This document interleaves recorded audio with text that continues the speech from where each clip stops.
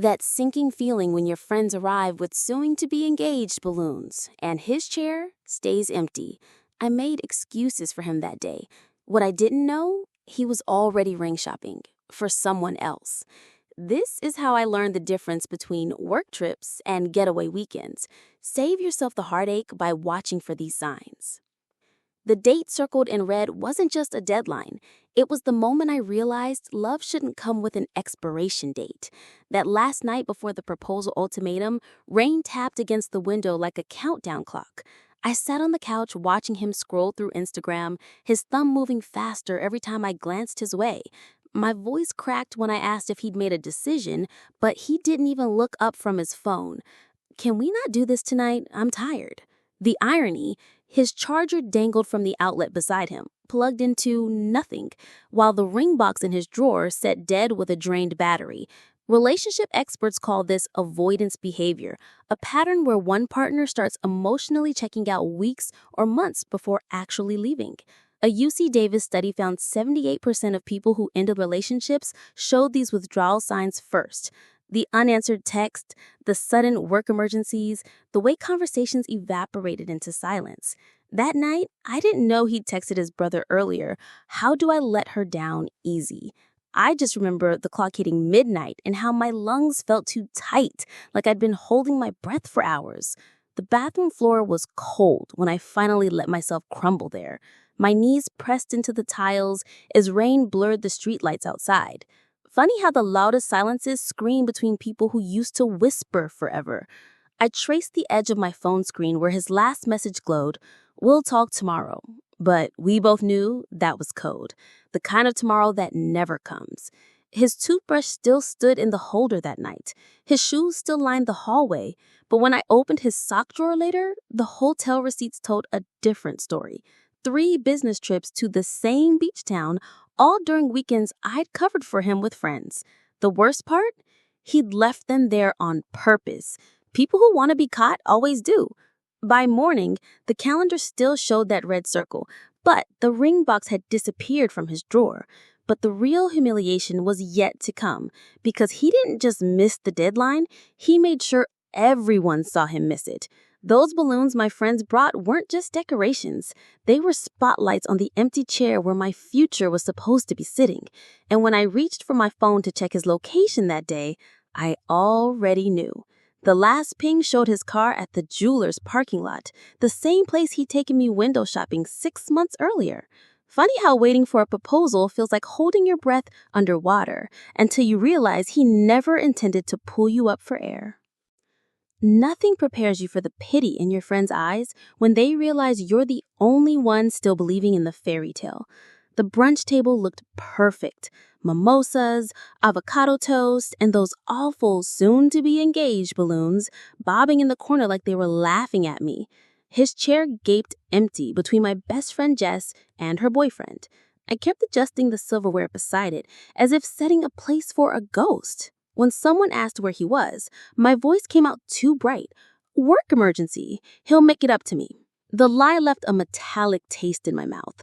Across the table, Jess's fingers froze around her coffee cup. She knew, they all knew. Psychology Today reports public betrayals cut 37% deeper than private ones. It's the humiliation multiplier when everyone sees your heartbreak before you admit it to yourself. My phone buzzed under the table. His text glared up at me. "Stop pressuring me. You're ruining your own day." The waiter chose that moment to bring up my birthday cake, candles flickering in the silence. 28 never felt so heavy. Someone snapped a group photo. I still have it. Me gripping my champagne flute too tight, forced smile cracking at the edges, while Jess's hand hovers near my shoulder, like she's deciding whether to touch me. The balloons look garish in the background, their metallic letters catching the light. Studies show our brains remember social pain more vividly than physical pain, and I can still feel the heat creeping up my neck when the girl from Pilates whispered, "Maybe he got lost ring shopping." Her boyfriend elbowed her, but the damage was done. The table went quiet except for the clink of forks. I excused myself to the restroom. The mirror showed mascara smudges I hadn't noticed. My phone buzzed again, a location notification. He wasn't at work. The little blue dot pulsed at a jewelry store 15 minutes away. I splashed water on my face and practiced deep breaths like my therapist taught me. 4 counts in, 6 counts out. It didn't help. When I returned, someone had moved the balloons to the far corner. Small mercies. The worst part? I kept covering for him. Made up a story about an important client meeting when my sister texted asking where he was. Told the table he'd surprised me with reservations for later. Lies taste bitterer than cold coffee when you swallow them to protect someone who stopped protecting you. By dessert, I'd received 7 more texts from him, all variations of, "You're making this awkward," and "This is why I need space." Not once did he say, "Happy birthday." As we left the restaurant, Jess squeezed me too hard. She didn't say anything, but her jacket smelled like vanilla perfume we wore in college, back when we thought love was something that happened to other people. The balloons escaped as the door swung shut, bouncing down the sidewalk like they couldn't wait to get away. I watched them go, thinking about the receipts in his sock drawer and the ring box that vanished. Little did I know, his exit strategy was already in motion, and within hours, I'd come home to a half-empty closet and a key on the counter. No note, just silence. Again. 3 a.m. Empty hangers. A key on the counter. The visceral proof that I need space really meant I've been gone for months. I walked into the apartment after my birthday dinner and felt it immediately. The stillness, like all the air had been sucked out. His closet door stood open, half empty, the remaining hangers swaying slightly like they'd just been touched. His favorite sneakers were gone. The dress shirt he wore on anniversary dates, gone. But it was the key on the kitchen counter that drove it home. No note, just that cold metal sitting there like a period at the end of our sentence. I called him. 3 rings, then his flat voice. "At Jake's, we're done. You forced my hand." The psychology behind this is called retrospective rewriting, when someone changes the narrative to make you the villain in their story. A University of Utah study found 83% of people who left relationships this way had already checked out emotionally 3 to 6 months prior. The receipts I found later proved it. Hotel stays at the Seaside Inn every 3rd weekend when he claimed he was on work trips. The dates matched his urgent client dinners. His toothbrush was missing, but I found the packaging in the trash. He'd bought a new one before he left. The bathroom mirror still had his razor marks in the steam from that morning. I traced them with my finger. That's when I noticed the Q-tip box was nearly full. He'd stopped using them weeks ago. People don't leave all at once. They phase themselves out in tiny increments. Less laundry in the hamper, fewer groceries bought for 2.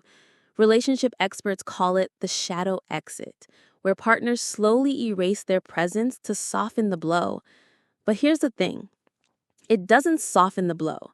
It just makes you question your own perception for months afterward. My phone buzzed, a calendar alert for our would-be anniversary next month. He'd forgotten to delete it. Or maybe he left it there on purpose.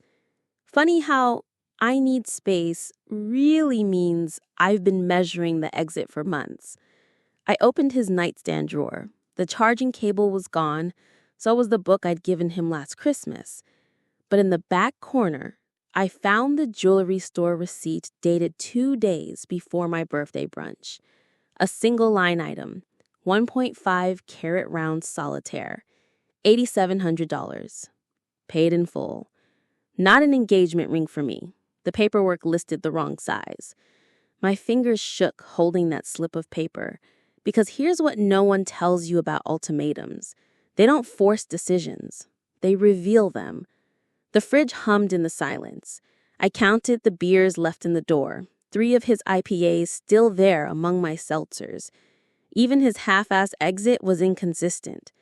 But the coffee table caught my eye. His gaming controller sat right where he always left it, except when I picked it up, dust came off in my palm. That controller hadn't been touched in weeks. He hadn't just left that night. He'd been phantoming for months, his body present, but his life already unfolding elsewhere. But the worst betrayal? He'd already moved on, with receipts. That diamond wasn't sitting in some vault waiting for the right moment. It was already glittering on someone else's finger. Seeing her diamond was like staring at the receipt for a love he'd refunded, with me paying the emotional restocking fee. 3 months after he left, I walked into our old coffee shop, and there they were.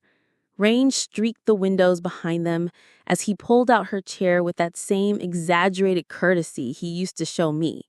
The ring on her finger caught the light, a perfect solitaire, exactly like the one we'd looked at together, except now I knew why he'd winced when the salesperson asked my ring size. He spotted me first. I watched his shoulders tense as I walked over. Before I could speak, he said it. My fiancé, proposed 2 weeks after I left you. The words hung there like smoke. His new girlfriend, no, fiancé, studied my face with this clinical curiosity, like I was a museum exhibit labeled failed relationship. Then she leaned in and whispered just loud enough for me to hear. He said you were clingy. Glad he waited for someone worth it. Relationship experts call this comparison poisoning, where new partners bond over putting down the ex. A Journal of Social Psychology study found rebound relationships have a 75% failure rate within a year, often because they're built on this kind of unhealthy foundation. But in that moment, all I could see was the receipt I'd found in his drawer weeks earlier, dated 3 days before my birthday brunch. Same jeweler, same ring, different size. The coffee machine hissed behind me. I remembered how he came home that night smelling like mint gum, which he only chewed when he was nervous. When I asked why he was late, he said traffic was bad. Now I knew he'd been signing credit card receipts instead. The cruelest part? That stone in her ring wasn't some rushed rebound purchase. He'd picked it out during what I thought was our ultimatum month. While I was agonizing over our future, he was already choosing hers.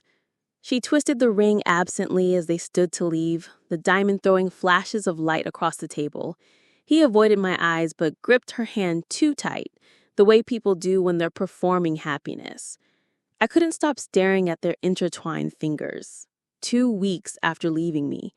That timeline burned worse than anything, because it meant the proposal wasn't some spontaneous decision, it was premeditated. The barista called my name for the latte I hadn't ordered. He flinched at the sound of my voice.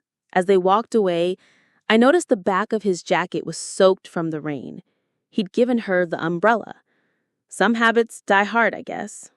The cruelest math, realizing you weren't the wrong time, just the wrong person.